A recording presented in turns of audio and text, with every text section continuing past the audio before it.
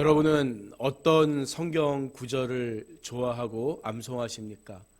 제가 좋아하는 성경 구절 가운데 하나가 그가 시험을 받아 고난을 당하셨은즉 시험 받는 자들을 능히 도우실 수 있느니라. 히브리서 2장 18절 말씀이에요. 은혜로 구원받은 우리 성도들은 신앙생활 또한 은혜로 해야 합니다. 그런데 예수님께서 우리보다 먼저 고난과 시험을 당하심으로써 연약한 우리 인간의 본성을 다 아시고 도와주신다고 하니까 이게 얼마나 구체적이고 감격적인 사랑입니까? 바로 이것은 성자 하나님이신 예수님께서 우리 인간의 모습으로 이 땅에 오셨기 때문에 가능한 일이라고요. 그런데 여러분은 예수님이 우리들처럼 시험 당하셨다는 사실을 어떻게 이해하고 계시나요? 꽤 오래전에 니코스 카잔자키스 원작으로 만들어진 그리스도 최후의 유혹이라는 영화가 뜨거운 논란이 된 적이 있었죠. 이 영화는 전지전능하고 신성한 예수 그리스도가 아니라 우리와 똑같은 욕망을 가지고 살아가는 인간적인 예수 그리스도를 주제로 만들어진 영화예요. 영화를 보신 분이 혹시 계실지 모르겠는데 십자가에 달려 고통스럽게 죽어가는 예수님에게 광명한 천사로 가장한 사단이 다가와서는 이제 할 만큼 했으니까 십자가에서 내려오라고 유혹합니다. 십자가에서 내려온 예수는 마리아와 결혼해서 자식을 낳고 살다가 늙고 병이 들죠. 그러나 숨을 거두기 전에 이런 삶이 자기의 길이 아니었음을 깨닫고 아버지에게 다시 십자가로 돌아가게 해달라고 절규하지요. 순간 눈을 떠보니까 예수님은 여전히 십자가에 매달린 채였고 모든 것이 한순간 마귀의 유혹이었다는 것을 깨닫게 됩니다. 다시 십자가로 돌아온 예수님은 조용히 웃으면서 다 이루었다 외치면서 숨을 거두게 돼요. 이 영화의 결말이 성경의 내용과 크게 다르지 않음에도 불구하고 신성모독이라는 비난과 항의 속에 우리나라에서 상영 불가 조치가 내린 것은 온갖 유혹에도 요동하지 않는 어떤 성스럽고 신적인 예수님과 달리 힘겹게 유혹을 이겨내고 때로는 겁도 먹으면서 하나님의 부름에 망설이는 인간적인 예수의 모습이 직설적으로 묘사되고 있기 때문이에요. 하지만 저는 신학생 때 이 영화를 보고 큰 감동을 받았어요. 물론 이 영화에 신학적으로 문제가 전혀 없는 것은 아닙니다. 그러나 여러분 생각해 보세요. 예수님은 아무런 고통 없이 자기 몸을 그냥 쉽게 우리에게 주신 것이 아니라는 점을 우리는 기억해야 한다고요. 예수님은 하나님이시기 때문에 아무 고통 없이 십자가를 그냥 형식적으로 지신 게 아니라는 말이죠. 33살의 예수님에게도 모든 인간이 바라는 삶의 욕구, 육신의 요구가 있을 수 있었지만 우리를 구원하시기 위해서 이 모든 것을 버리셨다는 게 사실은 더 감사한 일이 아니겠습니까? 이처럼 예수님도 시험을 받으셨다는 사실은 성경이 분명히 증언하고 있는 내용이라는 거예요. 히브리서에서 아까 제가 읽어드린 2장 18절에 그가 시험을 받아 고난을 당하였다. 여기 사용된 시험이란 단어는 페이라스모스란 단어인데 예수님께서 제자들에게 주기도문을 가르쳐 주실 때 우리를 시험에 들게 하지 마옵시고 이 구절에 동일하게 사용된 단어예요. 시험에 들지 않게 해달라고 기도하라고 하신 예수님 자신이 먼저 그 시험을 받고 고난을 통과하셨다는 거죠. 이처럼 예수님은 저와 여러분의 삶을 전혀 모르는 먼 곳에 계신 전능자가 아니라 우리를 위해 인간의 몸으로 오셔서 친히 고난받는 전능자셨다. 이것을 우리는 기억해야 하는 것입니다. 오늘 우리가 읽은 겟셋마네의 기도는 인간의 몸으로 오신 예수님의 인성을 잘 보여주고 있어요. 십자가를 앞에 두신 예수님께서 겟셋마네 동산으로 기도하러 가시는데 다른 제자들은 한 곳에 앉게 하시고 베드로와 야고보, 요한을 따로 데리고 가십니다. 그런데 여러분 잘 보세요. 본문 37절에서 예수님이 베드로와 세베대의 두 아들을 데리고 가시면서 고민하고 슬퍼하셨다고 하신 것을 여러분은 어떻게 이해하십니까? 또 내 마음이 매우 고민하여 죽게 되었다는 38절의 말씀과 기도 중에 39절을 보니까 할만하시거든 이 잔을 내게서 지나가게 하옵소서. 아버지께 이렇게 애원하신 그 기도를 여러분 듣고 어떤 생각이 드십니까? 성경에는 십자가를 지시기 전 예수님의 두렵고 초조한 마음이 여과 없이 기록되어 있어요. 복음서를 기록한 마태, 마가 그리고 누가는 그 사실을 굳이 감추고 있지 않습니다. 이것이 우리에게 보여주고자 하는 바가 분명히 있다고요. 여러분 생각해 보세요. 만약 예수님께 육신의 연약함이 없었다면 광야에서 마귀의 시험을 3번이나 물리친 게 무슨 의미가 있겠습니까? 예수님이 육신으로서 배고픔을 느낄 수 없었다면 돌로 떡덩이를 만들라는 시험 자체가 무의미했을 거라는 거죠. 인간적인 명예욕을 느끼지 못했다면 성전에서 뛰어내리라는 말도 유혹이 되지 않았을 거예요. 그러나 분명히 예수님은 우리보다 먼저 고난받으셨고 시험도 당하셨습니다. 그것은 배고픔과 살을 찌는 고통, 조롱을 견뎌내는 고통, 육신의 한계를 견뎌내야 할 만큼 실제적이고 생생한 사건이었다는 것을 복음서는 보여주고 있는 거예요. 왜? 그분은 완전한 하나님이시지만 또한 완전한 인간의 몸으로 오셨다는 거예요. 이것을 말하고 있는 거예요. 따라서 겟셋마네 기도가 기록된 본문 말씀은 예수님의 신성을 드러내기 위한 것이 아니라 예수님의 인성을 보여줌으로써 십자가의 고통과 죽음이 얼마나 진실한 희생이었는가. 우리 인간은 죽기를 싫어하잖아요. 그 인간의 몸으로 오신 예수님이 얼마나 진실하게 우리를 위해서 자기의 몸을 주셨는가. 이거를 보여주는 대목이라는 거예요. 예수님이 만약 완전한 하나님이시기 때문에 고통을 느끼지 못한다면, 채찍에 맞는 것과 가시에 찔리는 것에 대해서 아픔을 느끼지 않는다면 십자가의 희생이 우리를 위해 자기 목숨을 주신 가장 값진 사랑이라고 말하기에는 부족할지 몰라요. 그러나 예수님은 그 모진 고통을 하나부터 열까지 다 생생히 느끼시고 몸으로 받아내신 거예요. 채찍에 찢겨 너덜해진 몸으로 십자가를 지고 가시다가 힘에 겨워 넘어지시는 고통을 당하기도 하셨고 몸에 수분이 다 빠져나가면서 타는 목마름을 느끼시기도 했습니다. 20cm가 넘는 쇠못이 두 손과 발을 뚫고 지나갈 때 비명도 지르신 거예요. 십자가에 달려 숨 쉴 때마다 그 고통이 다시 온몸에 생생하게 퍼져나간 것입니다. 그러나 가장 큰 두려움은 그게 아니죠. 십자가의 제물이 되어 죽을 때까지 성부 하나님으로부터 외면받는 그 순간이었을 거예요.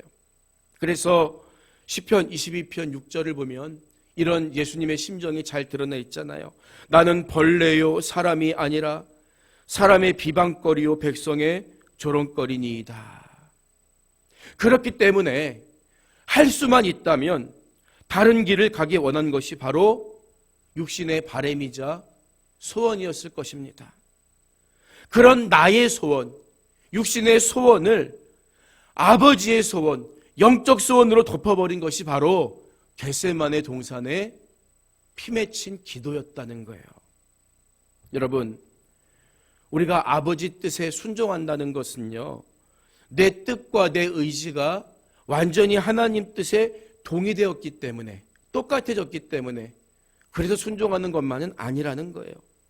여전히 내 육신의 소원, 내 육신의 바람이 있을지라도 하나님이 그럼에도 불구하고 다른 길을 요구하실 때 나의 원을 내려놓고 아버지의 원을 따르는 것이 이게 신앙의 길이요 십자가의 길이라는 거예요.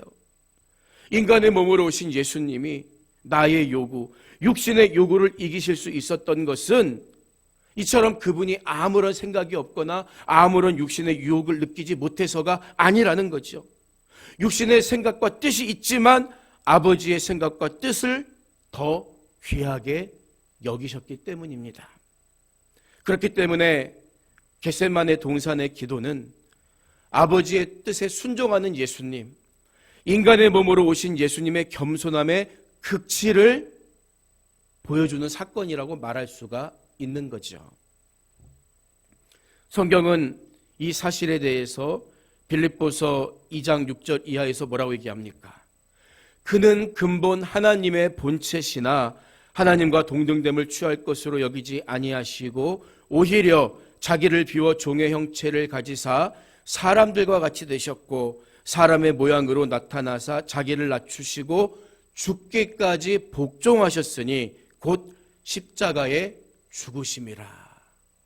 이렇게 해석하고 있는 거예요. 태초에도 계셨고 말씀으로 천지를 창조하신 성자 하나님이시지만 인간의 몸으로 아버지의 뜻을 이루기 위해 오셨기 때문에 육신의 생각을 아버지의 생각으로 덮고자 처절하게 기도하신 거예요.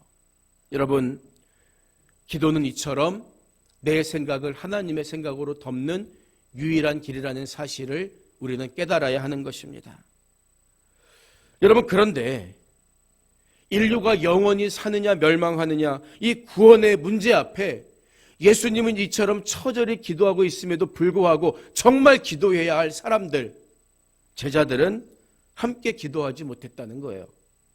목숨을 주려는 분은 기도하시는데 그 목숨을 반드시 받아야 하는 인간은 기도하지 않고 있다는 거죠. 응답하실 분은 구하라 하시는데 응답받아야 할 우리들이 구하지 않는 거예요. 이게 너무나 안타까운 일이죠. 만약에 예수님의 부름을 받은 제자들이 인류 구원을 위해 주님이 마지막 가실 그 십자가의 길을 위해서 그 순간에 깨어서 합심으로 중보기도를 할 수 있었다면 이게 얼마나 큰 영광이었겠습니까? 우리가 어떻게 감히 예수님을 위해 중보기도 할 수 있겠어요?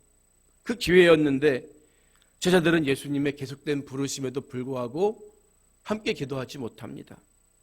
그래서 예수님은 베드로와 세베대의 아들들인 야고보와 요한에게 너희가 나와 함께 이렇게 한 시간도 깨어 있을 수 없더냐?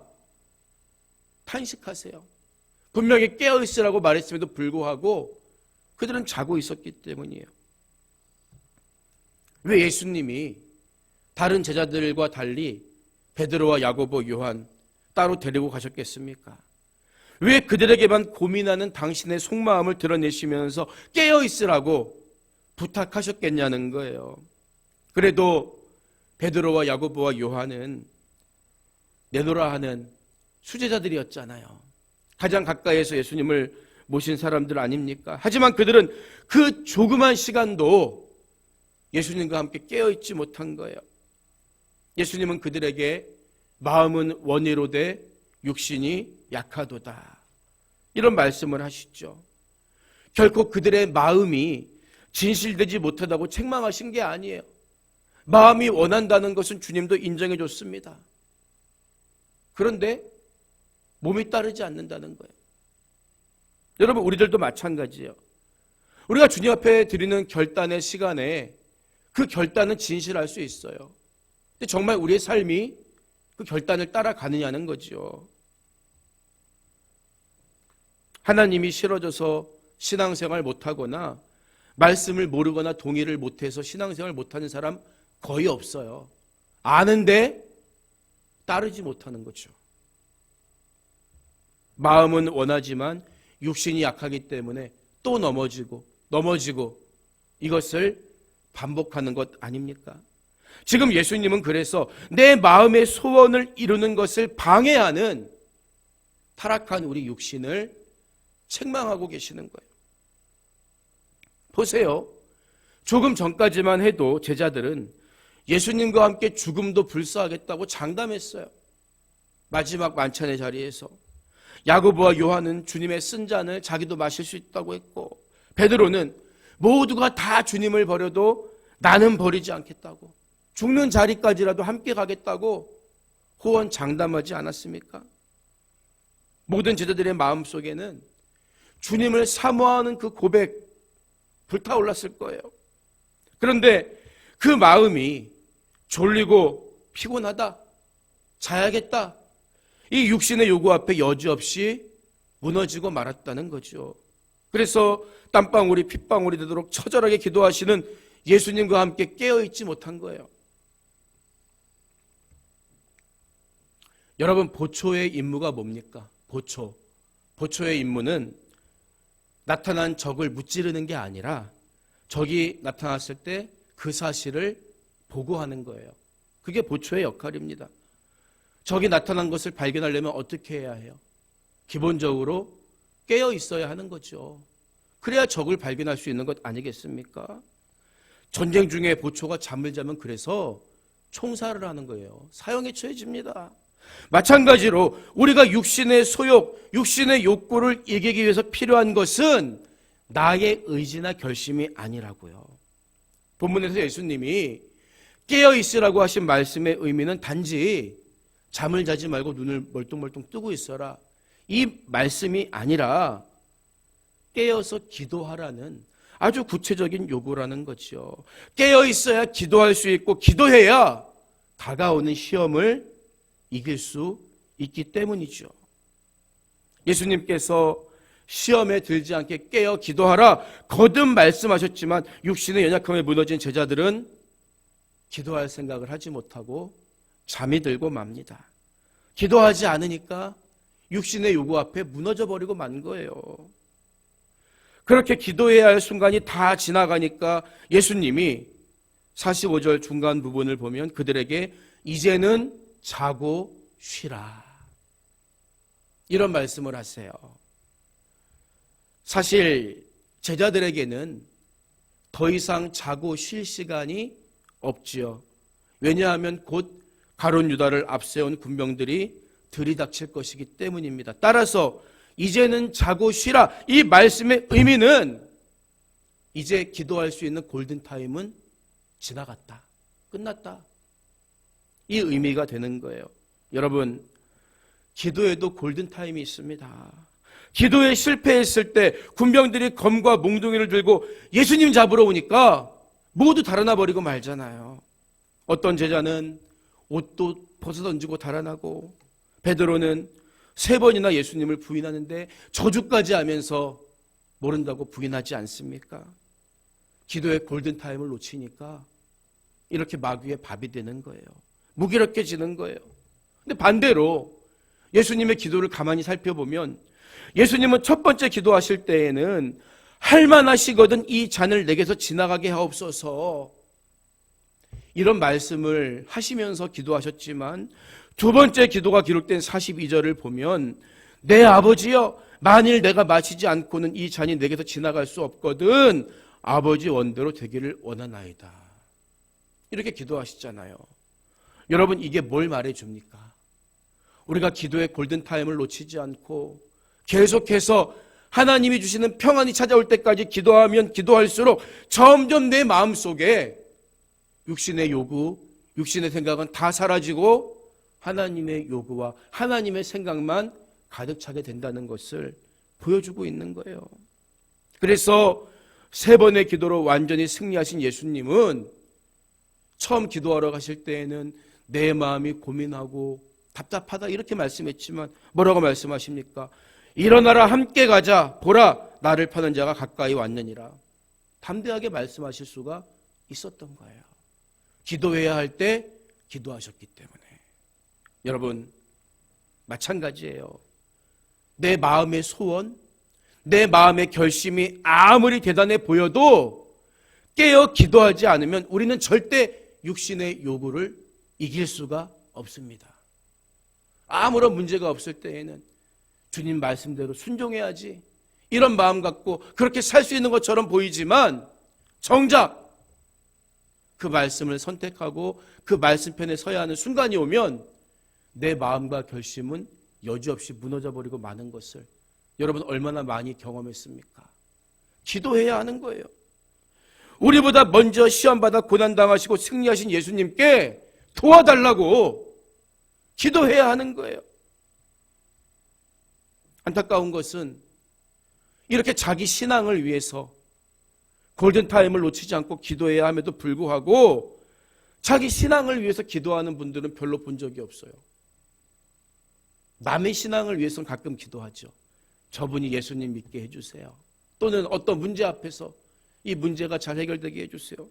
그런 기도는 잘 드리는 것 같은데 하나님, 내 마음이 육신의 생각에 지배받지 않도록 도와주세요. 하나님, 오늘도 내가 영적으로 승리할 수 있도록 지켜주세요. 하나님, 오늘도 나의 소원을 하나님의 소원으로 덮어주세요. 하나님, 오늘도 넘어지지 않도록 지켜주세요. 자기 신앙을 위해서, 내가 하나님의 소원을 이뤄드리기 위해서 기도하는 분은 별로 본 적이 없다는 거예요. 여러분, 그러나 우리는 나 자신의 영적 생활을 위해서 반드시 기도해야 하는 것입니다. 오늘 말씀을 마무리합니다. 요나가 하나님 뜻을 버리고 다시스로 가는 배에 올라타요. 그런데 그 배가 풍랑을 만나서 뒤집히게 되니까 모든 사람이 각기 자기 신을 부르며 애타게 기도하죠. 그런데도 요나는 배 밑에서 쿨쿨 잠을 자고 있습니다. 그러자 하나님을 모르는 배의 선장이 요나를 흔들어 깨우면서 자는 자여 어찌 미뇨 일어나서 내 하나님께 구하라, 이렇게 외치죠. 우리가 세상을 흔들어 깨워야 하는데 세상이 우리를 흔들어 깨우는 거요. 우리가 세상의 빛을 밝히는 등대가 되어야 하는데 도리어 세상이 우리에게 제발 정신 좀 차리라고 말하는 격입니다. 마치 기도에 실패한 제자들이 예수님을 버리고 달아났던 것처럼 우리가 기도하지 않는다면 우리는 길가에 버려 밟히는 맛이른 소금처럼 세상의 조롱을 받을 수밖에 없는 거예요. 우리가 육신의 요구가 아니라 성령의 소욕을 이루는 삶을 살 수 있는 유일한 길은 예수님처럼 기도하는 것입니다. 육신이 깨어 있어야 기도할 수 있는 것 같지만 기도하고자 하면 주님이 잠자는 육신도 깨워주시는 거예요. 내 마음의 동의가 돼야 순종할 수 있는 것 같지만 예수님처럼 겸손하게 기도로 승리하고 아버지 뜻에 복종하면 그것이 영광의 길이 될 수 있도록, 말씀을 지켜갈 수 있도록 하나님이 함께해 주십니다. 기도의 골든타임, 오늘 겟세마네 동산의 기도를 기억하면서 항상 기도로 깨어서 내 영적 생활에 승리할 수 있는 여러분 모두가 되시기를 주님의 이름으로 축복합니다.